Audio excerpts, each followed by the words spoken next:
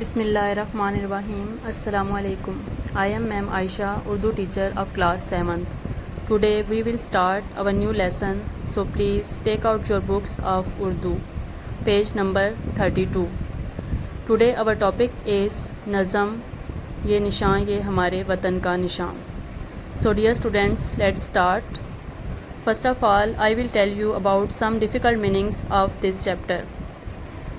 ترساں خوفزدہ یا ڈرا ہوا، تیغ رواں جلد کاٹنے والی تلوار، زریں سنہرا یا منور، زوفشاں روشن چمکدار، رشک کسی کی خوبی دیکھ کر ویسے بننے کی کوشش یا خواہش رکھنا، ہیبت روب ڈر، لرزاں ہلنے والا متحرک یا کانپنا. سبق کے اہم نکات: قومی پرچم کی عظمت و حرمت کا ذکر. نمبر 2، پرچم اسلام کی اس کی رفعت و ہیبت کی بات ہے جس کی وجہ سے وہ دنیا کے پرچموں میں منفرد ہے. ماضی کی زرعی روایات اور غازیوں کی کرامات اور شان و شوکت کا ذکر. صحرا، دشت، کوہ و دمن سب ان مجاہدین اور غازیوں کے خوف سے لرزتے ہیں. اسلام کا علم بردار، پرچم کی سلامتی کی دعا. اس نظم میں شاعر نے اپنے وطن کے پرچم کی شان و شوکت، حرمت و عظمت کو جس انداز سے اجاگر کیا ہے، اس سے پڑھنے والوں کے دلوں میں وطن کی محبت کے جذبات پروان چڑھتے ہیں. نظم میں غازیوں مجاہدوں کی جاں بازی اور رعب و دبدبے کی عکاسی بڑے مؤثر انداز میں کی گئی ہے. یہ ایسا پرچم ہے جس کی وجہ سے آسمان زمین پر ناز کرتا ہے. اس پرچم پر بنے چاند ستارے سے زمین کی پیشانی پر نور ہے. جسے اپنے وطن سے پیار ہوتا ہے اسے وطن کی ہر چیز پیاری ہوتی ہے. یہ پرچم ہماری عظمتوں کا نشان ہے. یہ اسلام کا علم بردار ہے.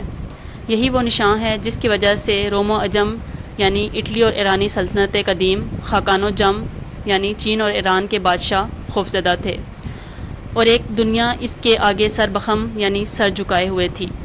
اس پرچم میں ہمارے ماضی کی زرعی روایات، غازیوں کی کرامات، جوش و ولولے کا ایک سلسلہ پوشیدہ ہے. یہ ایسے غازیوں کے ترجمان ہے جس کے سینے قرآن سے منور، چہرے ایمان سے پر نور اور ہمت قوت و تائید الہی سے جواں تھی.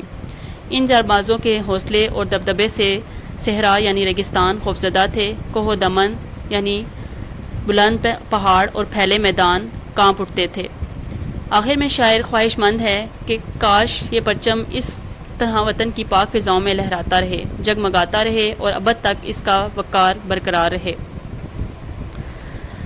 بند. یہ نشان جس سے لرزاں تھے روم و عجم، یہ نشان جس سے ترساں تھے خاقان و جم، یہ نشان جس سے تھا سرنگوں ایک جہاں، یہ نشان یہ ہمارے وطن کا نشان.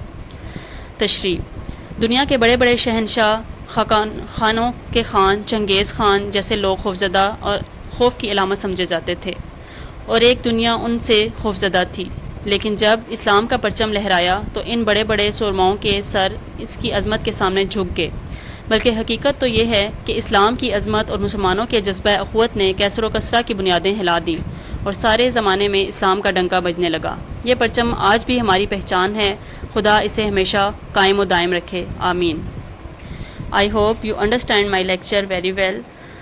Now I want to tell you something about notes. Dear students, subjective and objective notes has been provided, so you should write it on your neat copies. Thanks. Allah Hafiz.